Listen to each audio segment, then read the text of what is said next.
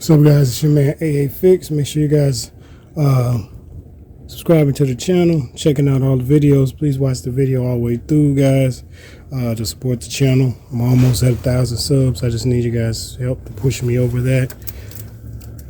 But moving on, what we're doing is Chevy Equinox. We're going to change the rotors.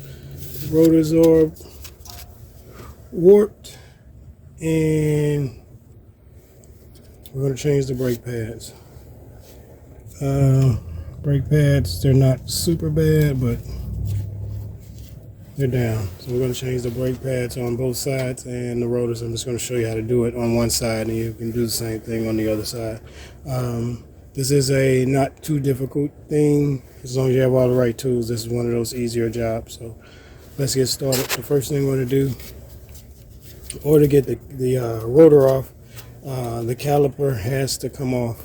The whole thing, the bracket and the caliper, all of that has to come off, because this is basically locked in between this. So even if you pull this down and change the brakes, you're able to change the brakes without taking the bracket off. But even if you're able to get this off, then this is still pretty much in your way. Your clearance of getting this off is not going to work. So this whole thing has to come off.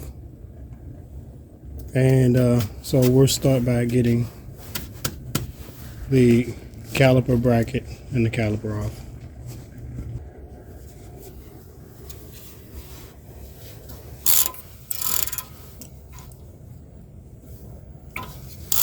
So what we're doing is using the 14 millimeter to take off the top and bottom bolt on the caliper itself. Caliper pins. Take these out, top one and the bottom one.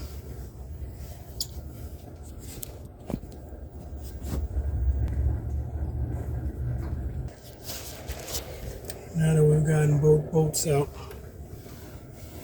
one at the top, one at the bottom. Next we're going to, the others at the bottom. Next we're going to pull the caliper out from here, out the middle of the bracket. There's the bracket. We'll get the caliper out of there. Sorry about this lighting.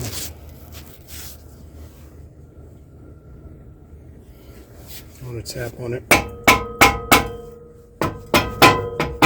a little bit to kind of try to free it up.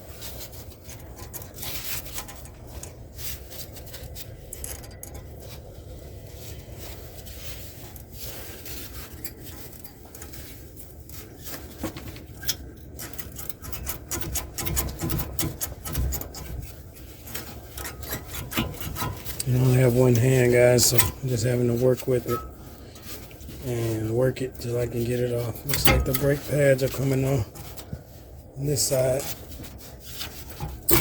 Okay. And because I have a tire here, I can just rest the caliper right on the tire. There's no stress on the line. You can see the line is bending and it's wobbling, so that means it's free. And we got brake pads. I'm just gonna take the brake pads out of the bracket, and there's a bunch of meat on there. I'll compare them with the other ones, but we're gonna change them since we're doing this whole thing. Here's on the back side. Push the other brake out, and looks like they wore pretty even.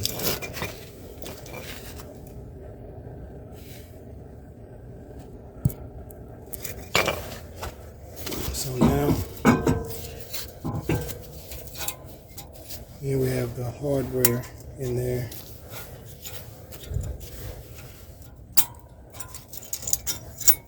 Just going to take that piece out, and then there's one at the top.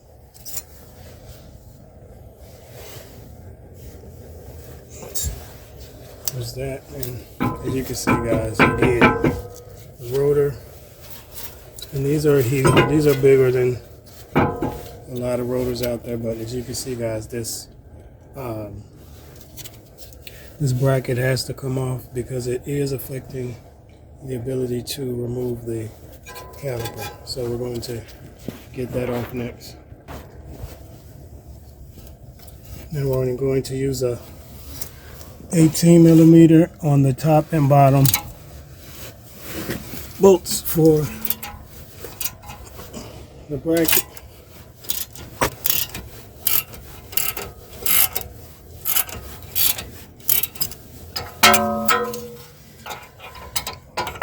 Gonna slip off a little bit.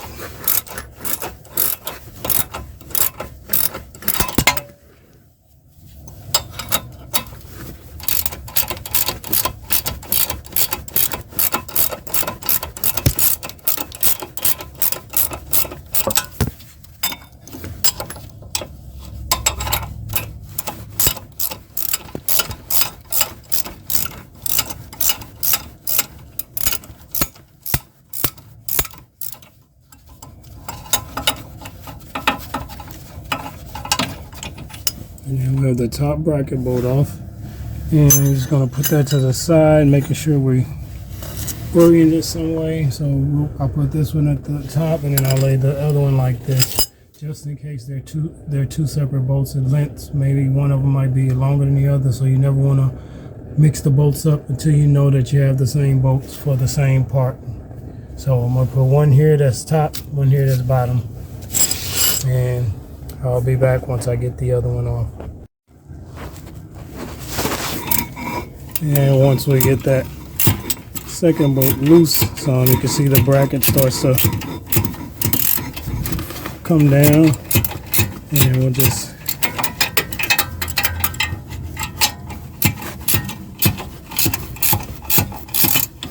continue to work on that second bolt. Occasionally, guys, these bolts are super tight, especially if they haven't been off in years or never before. You may have to use some force with a different wrench and sledgehammer or a hammer or something. But we got this second bolt out, and there's our bracket, and here's our second bolt, and we just matched them up. Since they're the exact same bolt, then we're okay if they're mixed up. So, but you always want to make sure first before you actually do that. And here's our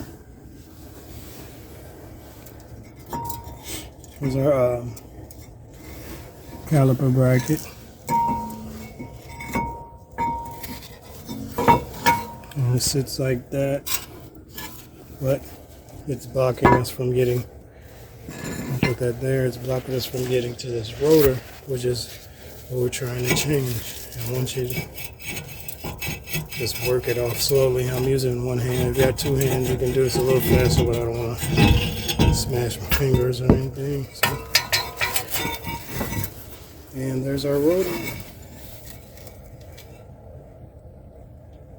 Trying to see if I can catch any angles where it would look like it's worked. And I think I can kind of see right there on this side. It looks like it's warped. Yeah, so these are done. And regardless, we're going to change them out. They're probably original.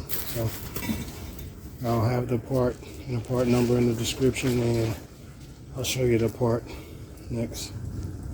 You always want to match up your parts and make sure they're exact same size. All the measurements and everything are the exact same before you go through all the waste of trying to put it on and find out later. Okay guys, here's the description of what I ordered. So opening up, here are our rotors. The rotors slotted. I'll do these rotors kind of cool the threads down because of the holes in them. And Just gonna twist them up. Same size. Everything's the same.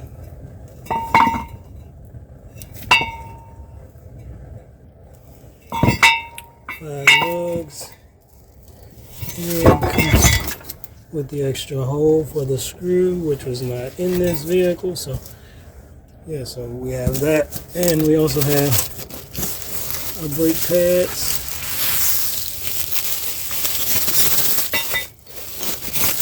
And a lot of times buying the whole set is easier than buying separate. And also, if you have a problem with your rotor being warped, if you're noticing the warpage, more than likely it's distorting your brake pads and wearing down prematurely your brake pads. So it's best to replace all of them at the same time. So there's the set, and looks like they have the shim on the back. So we'll get this on, get this wrapped back up.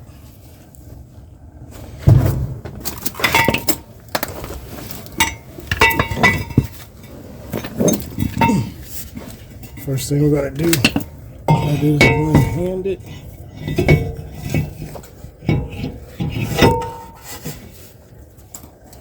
Get our rotor.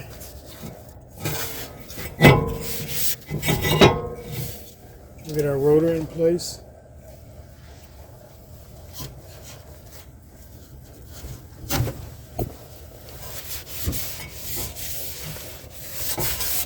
You want to keep this surface clean, get anything on there. You want to keep it clean because you don't want them squealing, or you don't want your brake pads to skip it off from any greases. Now we have our rotor on. Next thing we're going to do is get our bracket back on. And this is the orientation of our bracket. And it's going to sit over there. So we're going to get those lined up good. So we got our bracket back on, and we got our bolts just threaded in. We didn't actually screw them all the way tight. Just going to thread them in, then we're going to do them one at a time. Any ratcheting or power tool you have is going to make this go a lot faster if you're under time constraints. What I usually do is I usually use breaker bars or something if they're really tight and hard to get on, or long threaded bolts such as these. I usually break them free with a breaker bar or something that you can put a lot of torque on, and then use the power tools or the ratcheting tools to tighten them back. Because you want to, if you're under time constraints, you don't want to spend as much time as you want to spend as little time as you have to putting these things back together, especially bolting them up. You still want to take your time and make sure you're doing things right, safely, but you don't want to spend all day with one thing, especially something that's I would say on a scale of 1 to 5, this is probably maybe a 2 or 3 if you don't have the right tools and you can't break the bolts free. A lot of times that's a lot of people's biggest, including me, the biggest thing you run into a lot of times is on a car is like the bigger the bolt is, sometimes the harder it is for it to come off, especially if it's been on there for a while. So we got these tightened, and I'm going to go ahead and tighten these down now that I got them with the wrench. I'm going to tighten them down a little bit more, put the proper torque on them, and then we'll be back on the next thing. Hey guys, in this kit, I'm not seeing any new hardware. Yeah, I don't have any new hardware with my brackets, so I'm going to reuse these brackets. What I'm going to do is, you can see I just cleaned it up. Just took a piece of this is I think 150, just a piece of not too fine but fine sandpaper, and we're just going to clean all the surfaces where the brake pad here, these parts, that the ears of the brake pad where they will meet in contact, because we're going to clean those up. And then we're going to, if you have a wire brush, that'll work a lot easier, but I can't find my wire brush, so I'm just going to use a little bit of sandpaper. But you want to make sure, because this is where your squeaking comes from, which a lot of times with your brakes and stuff. And when your brakes slide, when you press the brake and they slide on these. So you want to get those together. Then I have some grease that I'm going to throw on that when these are cleaned up. Hey guys, we have the our brackets cleaned up, oil on the surfaces where they'll meet at, and then I just wanted to show you guys the difference in these brake pads. Wow, that's like a third. I thought it was a good pad, but it's about a third of a difference. So we get that taken care of. This is what new pads, and then having work pads means rotors mean you'll have work pads as well. So you'll have one side have more meat than the other side, so that side will have to grind down on your new rotors before it'll actually get even enough to give you even pressure, and then it could even start, wearing into your rotor unevenly. So this is a good reason to change pads and rotors at the same time. But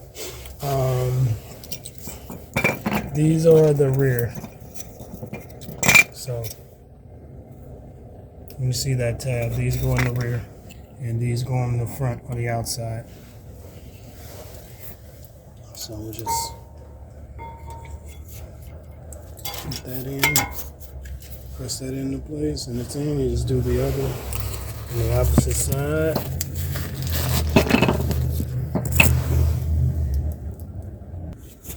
Now you can see we have both pads in place. The next thing we're going to do is a caliper.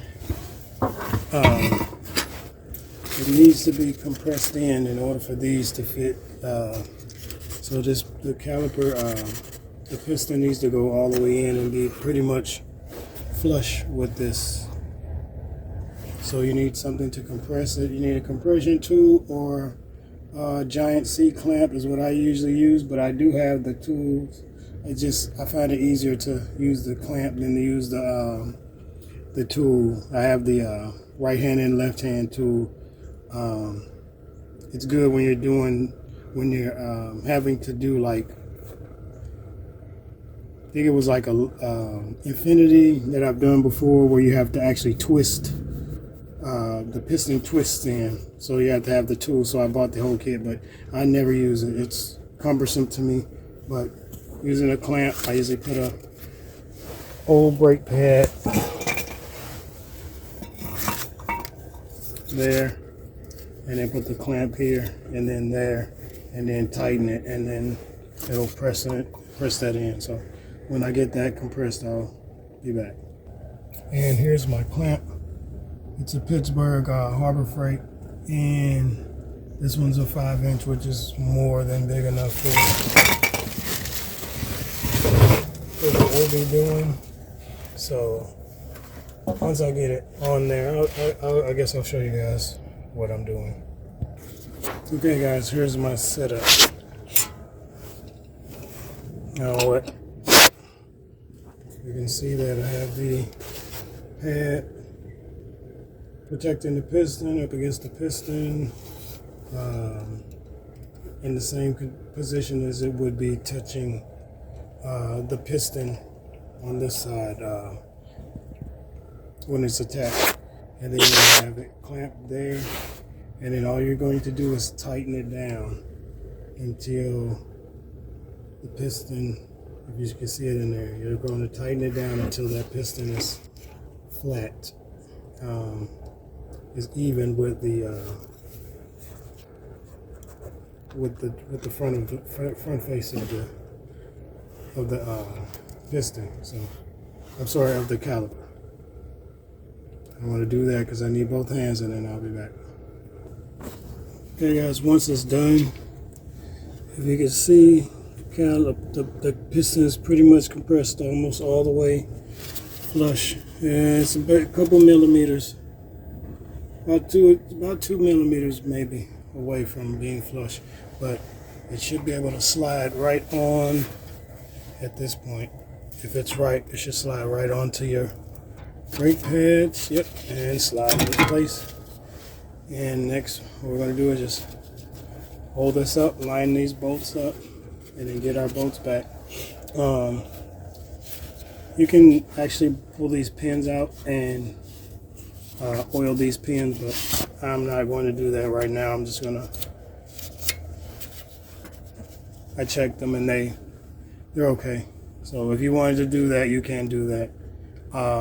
I would recommend doing it, but it's up to you.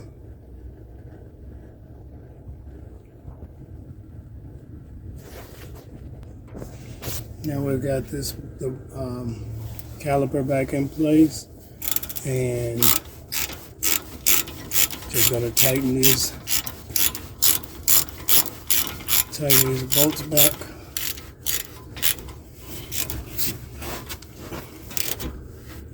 And what you want to do is get a wrench on that to hold that, because it spins once you get it so tight. And then we're just going to do the bottom one, get that one tight, then we'll put a wrench to it, put the proper torque on it.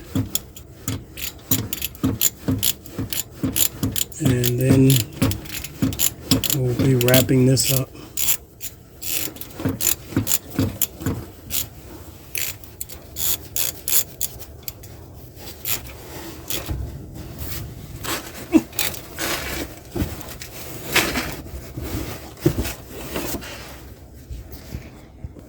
And with that, guys, we have everything wrapped up.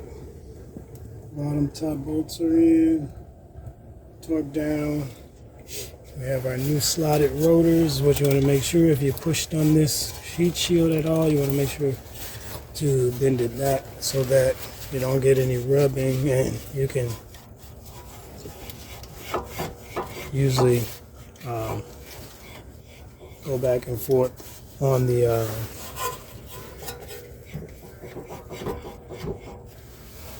we usually can go back and forth with the rotor to make sure that there's no scraping. But that's it, guys. And the first thing you want to do after you've pushed that piston in, before you put all this back together, I would recommend getting in the vehicle and pumping the brakes a few times, because you don't have any brakes at this point. So we recommend you pumping the brakes so that you can have brakes, so that so that you don't forget, even if you forget to do it later, you have brakes when you start the car up. So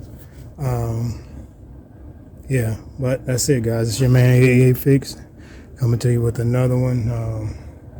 Make sure you guys watch the videos all the way through. Check out my other videos. Make sure you're hitting that subscribe button, guys. Show some support, and I'll keep going. I'm always fixing cars. I'm just not always showing it. But yeah, I have my reasons for that. It's your man. I'm out.